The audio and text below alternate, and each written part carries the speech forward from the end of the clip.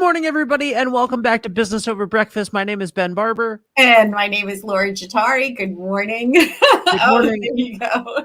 Yes. Hey, Ben, check it out. I love it. I got a new one. Yep. Mexico, handmade. I love it so much. Right? How was your vacation? I couldn't resist. It was great. It was great. I just needed to check out, and that's what we did. So it was really nice. Yeah, absolutely. And every time I would get on Slack, my team would be like, oh, my team would say, get off, go away. So that was really good. That is good. Okay. Those are good. Those are good folks. How are you? I'm very well. Thank you for asking. I'm excited to be back. We had some wonderful reruns that we ran the last couple of weeks. And I'm excited to be back and focused and ready to go. Who are we talking to today? Oh, man, we have such a great show today. So as I look at everything that we've been talking about in preparation for this show, I think about the word like vitality in communities. And so these are things that we should all expect. We probably all want, and especially coming out of our isolated little homes, not even communities. But I think that this initiative that we're going to talk about is really great. So we're going to be talking to Grossmart, Rhode Island, and a representative from the town of Warren. And so Jillian Finkle is the director of special projects at Grossmart, Rhode Island, and she is spearheading. Hi, Jillian. Good morning. Hey, good morning. She is spearheading the Main Street Initiative, which she's going to talk a little bit about. And Bob Rulli, who's director of planning and community development, is going to be giving us some boots on the ground experience about what that looks like when it actually happens outside of a planning phase.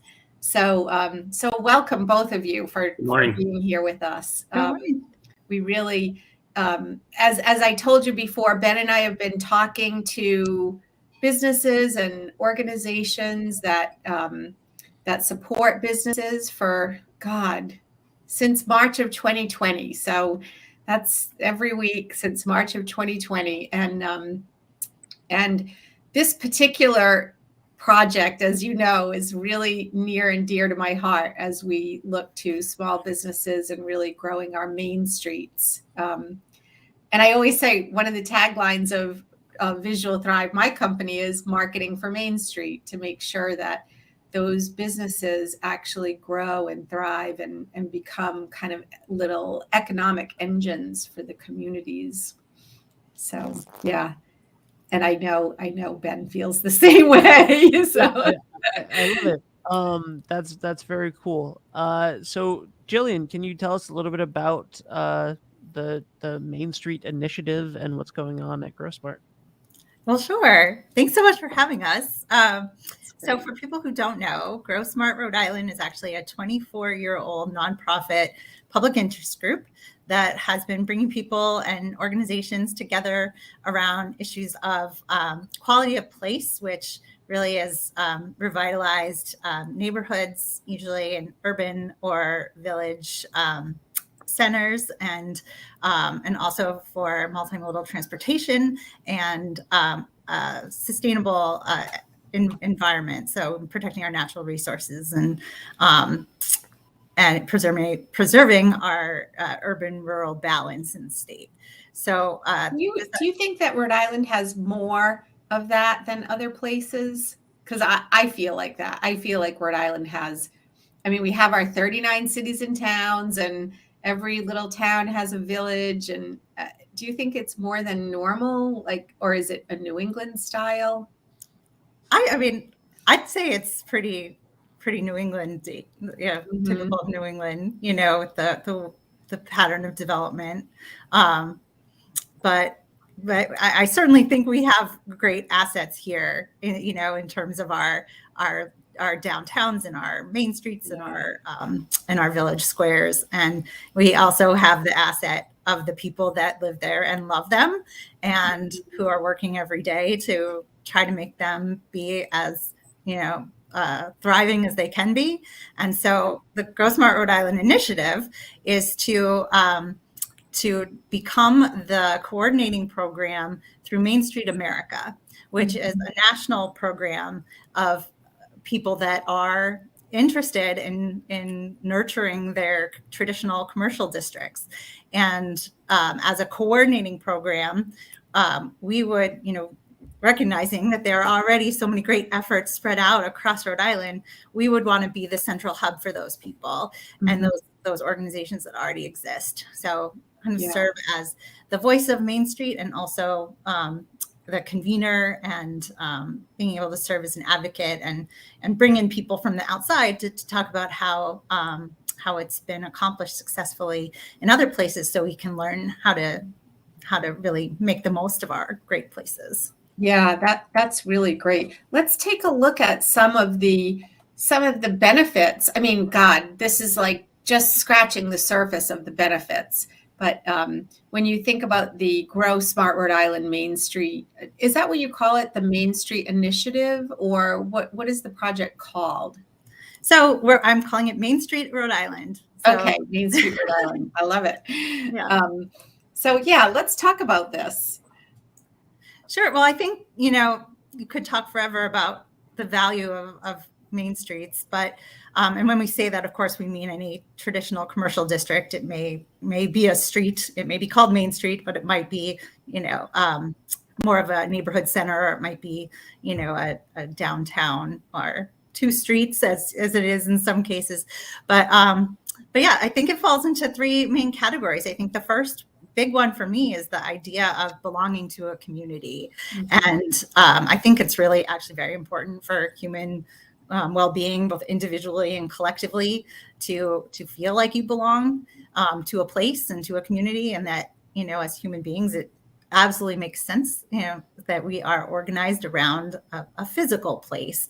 And, especially these kinds of places, which were designed to serve that purpose as gathering spaces and centers of communities. And so, you see pictures of parades, and, so it is, where we can come together for celebration, but it's also about the local economy. And so, so especially, I think on the community, and Bob, I'm sure you see that in Warren all the time, is just to see the people that you see over and over. Maybe you don't know their name, maybe you don't know their background, but you're making that, I know that we talked about this. I know you want that extra espresso in your coffee. So it's that kind of connection that's such a deep feeling of being in the right place. It's the Cheers syndrome. You want to be where everybody knows your name, right? Yeah, exactly.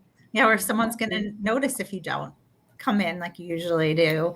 Right. Yeah. No, it's also a place that is special, a place that you feel pride, a place you can know, really well. And I think it's especially, we've seen in COVID that, when we lose that, we lose a lot. So,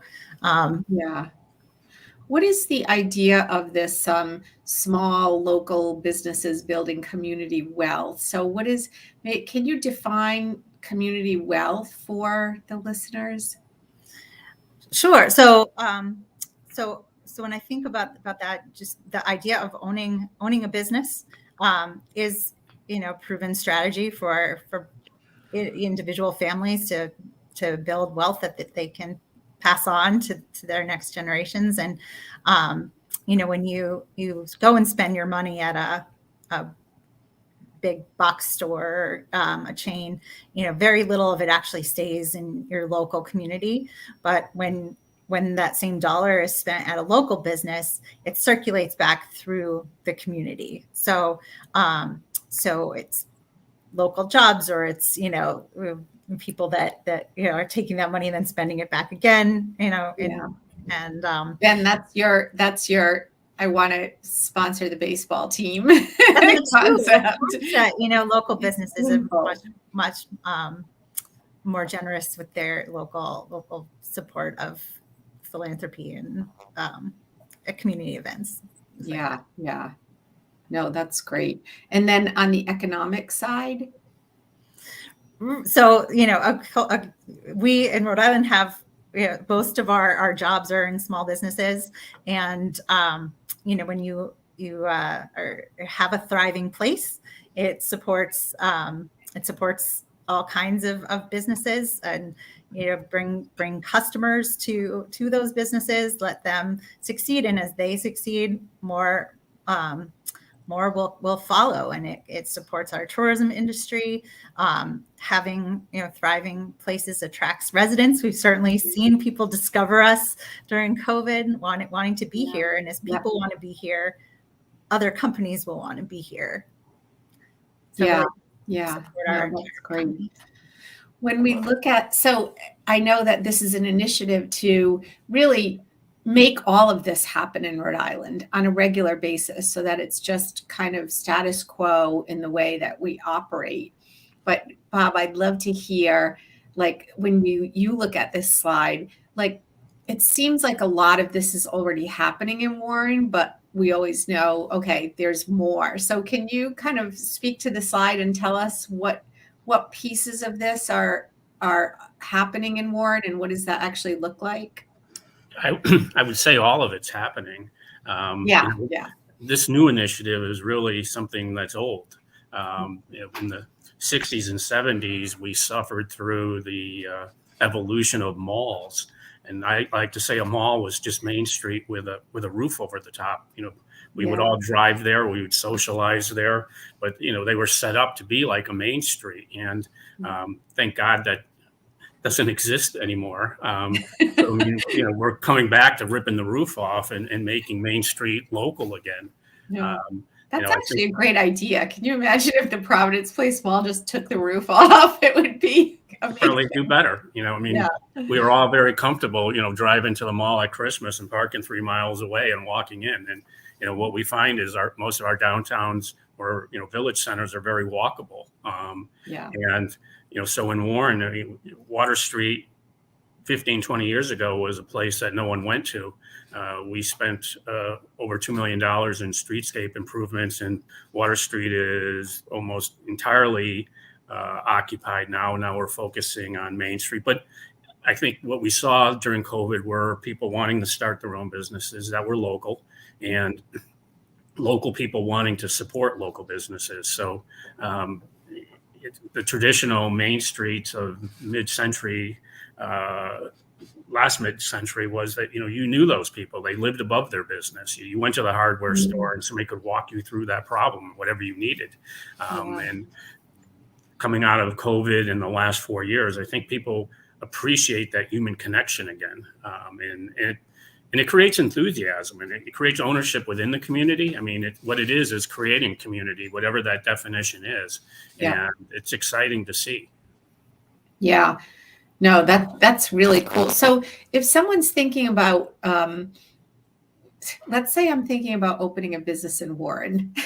That's not the case. But like if I said, oh, I'm going to move my business to Warren and I want to be a part of that community, what would a business need to do first? Do they go to a realtor and start there, or do they want to understand like what's available? So a couple of years ago, through some money we got through the Department of Business Regulation, we went through the lean process and we looked at, what all the permitting requirements were, and we narrowed that down. So my office really kind of acts as a concierge now for business and developers coming into Warren. Somebody's interested, I can tell them what they're going to need in terms of permits, whether they need to go to planning or zoning, help them through that process, share with them business vacancies or property vacancies that I'm aware of, resources that might be available through Commerce RI or other sources of grants or loans. We want it to be, approach government like a business. We want to be business friendly. We want to encourage those people that are looking to start a business to feel welcome here and not get mired in bureaucracy.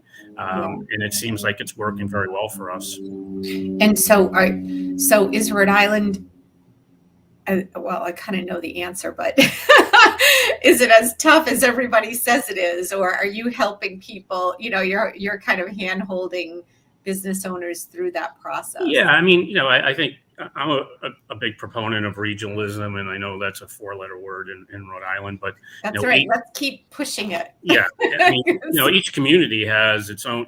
We're 39 different communities, so everyone. I wouldn't characterize it as hand holding. I would characterize it as helping streamline the process. And from the very beginning, I don't want people to be afraid of government. We're here to help. And I think that people appreciate that.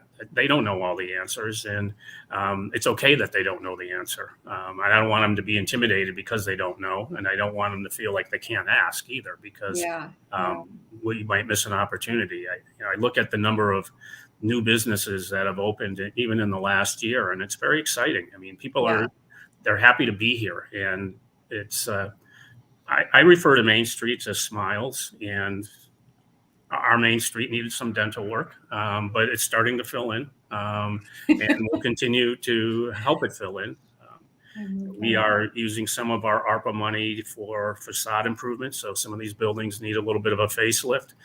So we will be allowing businesses to fix their facades, giving them a grant that they don't have to pay back of up to $25,000. And I think that will be the last piece of the dental procedure that we need to kind of fill in the gaps. Is that like gold-plated teeth or just regular? No. Okay, just check. Because I mean, we're doing that in concert with our voluntary historic district. Our downtown area is a historic district, so they can't just do anything. We need to have that approved. But I think for some of these small businesses, it's going to be a real shot in the arm for them. It's money that typically they wouldn't have been able to go out and borrow. So I'm excited to see what the outcome of it is. Yeah. We have a question transitioning for a second from businesses to nonprofits. We have a question from LinkedIn from Deb. Do your programs have the ability to identify donated or low-cost office space that can create a multi-nonprofit hub of resources for the older adults and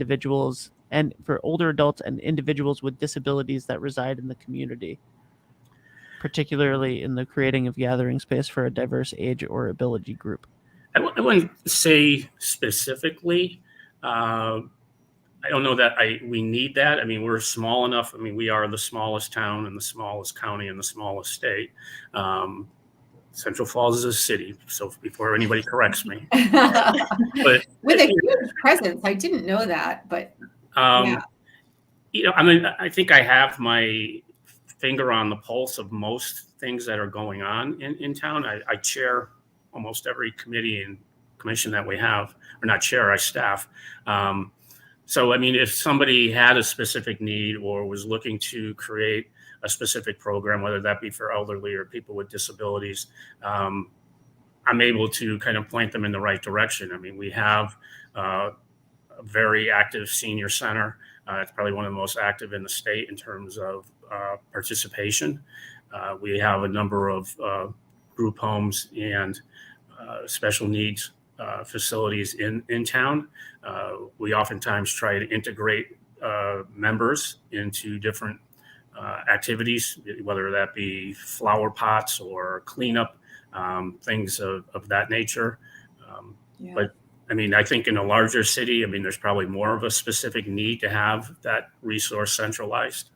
Yeah, I'd also say to Deb, Ben, you and I interviewed Sue Babin, who's the director of the Rhode Island Developmental Disabilities Council, and she really helps business owners with disabilities to do planning and create businesses. And some of them are on Shop Local Rhode Island, but that was also, she was also the catalyst for the Shop Small Saturday in November.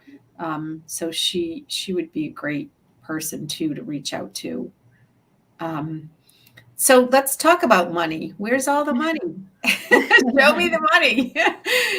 Yeah, What's going on? that's a fair question. I mean, it's, the ARPA, initially seemed like it was going to be a huge windfall for everyone, and it has the potential to be.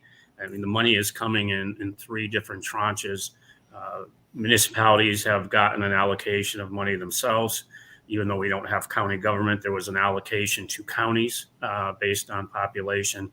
And then there's the money that the state has. The guidance from Treasury was pretty nebulous until the final rule was just published 2 weeks ago.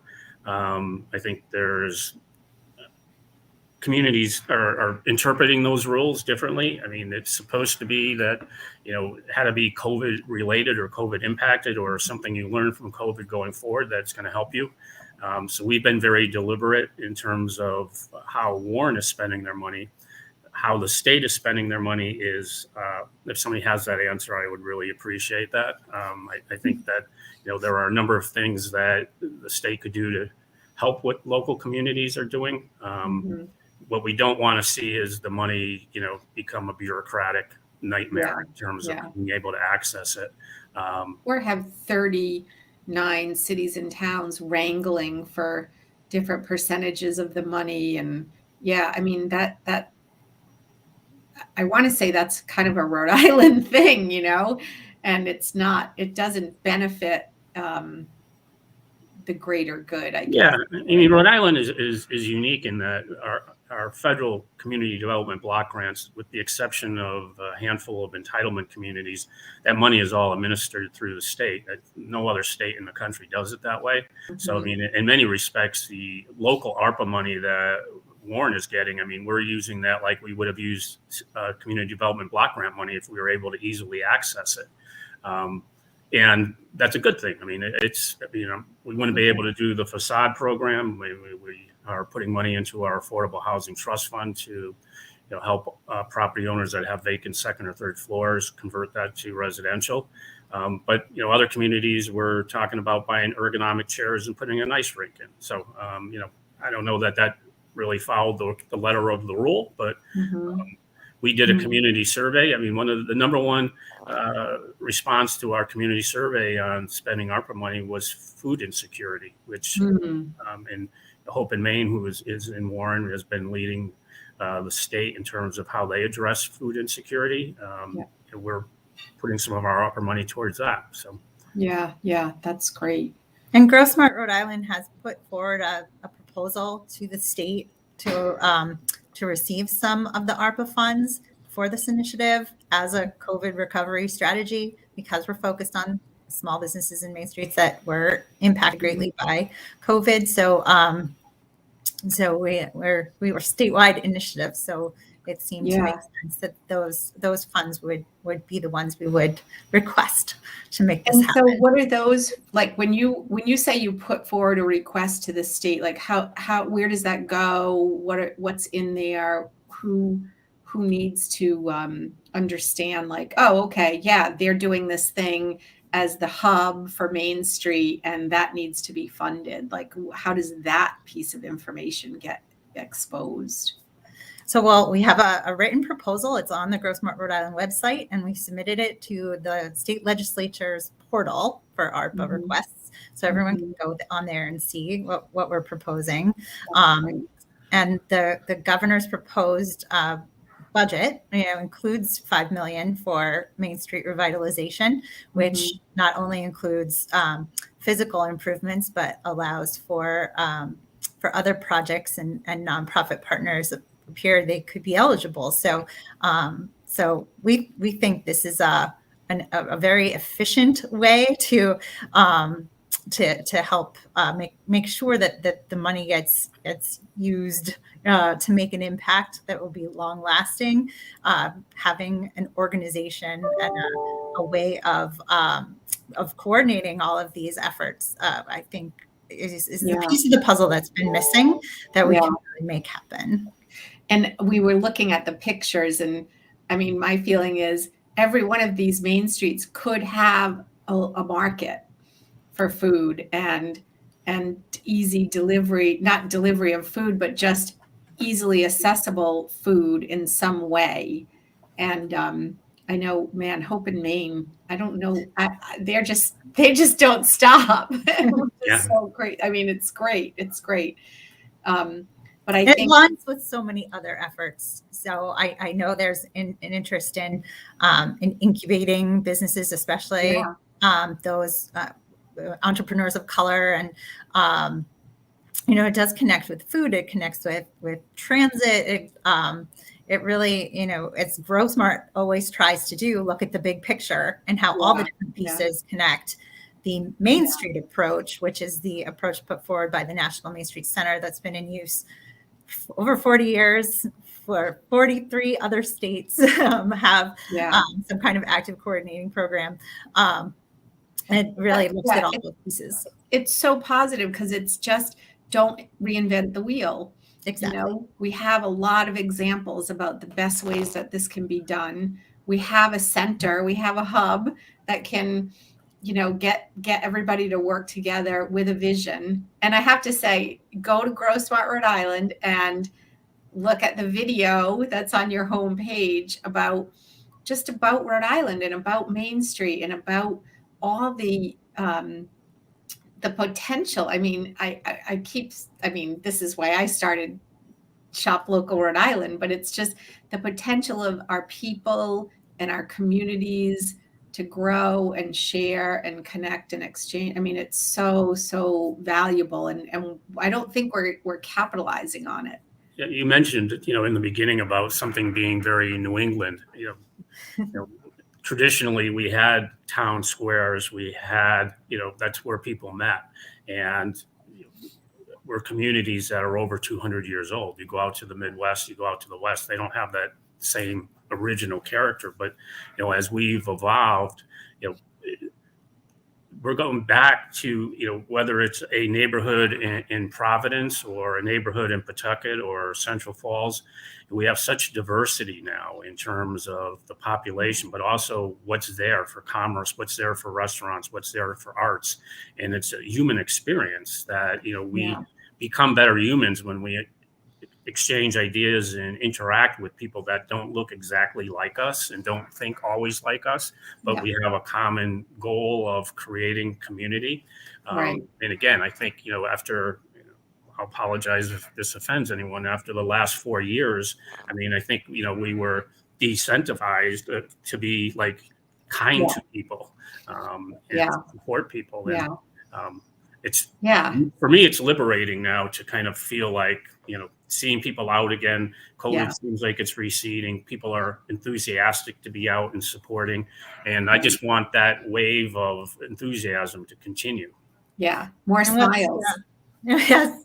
And what's great about the Main Street Initiative. Oh, Lori.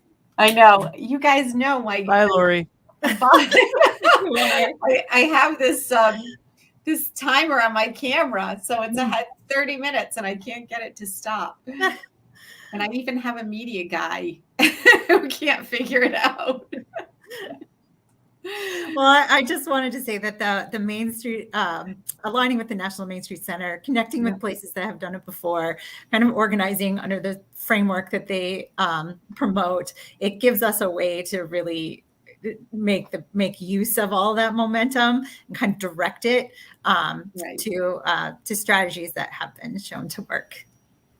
And I would just say that anyone listening, just talk to your local and state elected officials to, express to them the importance of supporting local businesses, and that an initiative like this is just what they need. If a community isn't doing it themselves, they don't have the resources to do it. Having access to a program like this is, maybe the shot in the arm that they need. It doesn't have to be the whole downtown. It could be a section of a town. It could be several sections of town. Right.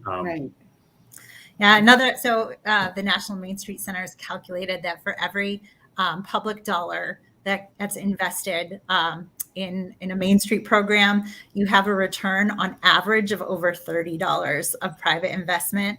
And in some places, like in Iowa, they calculated for every public dollar, there was $72 of return. Wow. So, so it really is a modest amount of money just to really invest in that organization of the people, because, you know, like we said, we already have so many people trying so hard, and you know, in so many great places. It's just a little bit of coordination.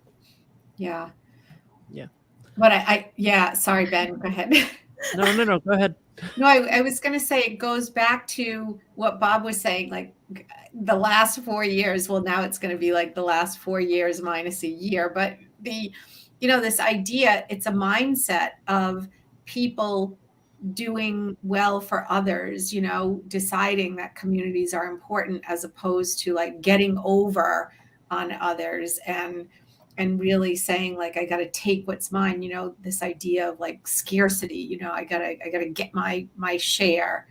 And I think I know I've read a few, even in marketing, like this idea of building community, building networks, building, safety nets, and the success of that stuff for everyone. But I guess, so on our last note, so we're at 30 minutes, is just what would you encourage a listener to do in order to support this Main Street effort? So we've noted, okay, definitely figure out who your local reps and senators are, contact them. There's a request in there for this money to help your community. Is there something else that we should just put out there? Well, the National Main Street Center has a website full of great information, examples. They publish some great resources. I take a look at what's possible. So is that it's called the National Main Street Center.org? It's mainstreet.org. Mainstreet.org. Okay, that's great. And I think if you are a merchant association, or you've got a group of businesses, or even chambers, collectively, expressing your support under that banner for these types of programs. And then just, again, going out, talking to those businesses that are in your community that may not be aware that there's an initiative like this, being undertaken, and inform them and let them know to contact their electeds to support something like this. Yeah, that's great. I really thank you. Ben, you're quiet this morning, but I know you're soaking it all in. I like to listen. I like to listen, especially when guests have something important to talk about. Thank you both for joining us. Everybody can find links to these in the description of the video or podcast, wherever you're listening or watching this. Thank you so much. It was wonderful to meet you and to learn a little bit more about Warren and about Grossmart RI. Yeah, thanks for having us so much. Thank you so much. Have a great day. Cheers. Oh, today's 22222. Right.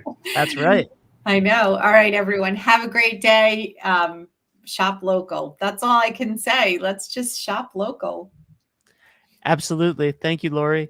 Yeah, everybody, check out shoplocalrhodeisland.com. It is a comprehensive resource. It is all of the convenience and none of the guilt. Check out shoplocalrhodeisland.com. And if you know people who own a small business, you do, or you know people that love a small business, you do, then make sure that they are on Shop Local or use Shop Local for everything, because the more that we help our economy, the more that we help each other, the more that it all grows. So make sure that you check out shoplocalrhodeisland.com. That is it for this week. Thank you so much, Lori, and we will see you guys next Tuesday on Business Over Breakfast.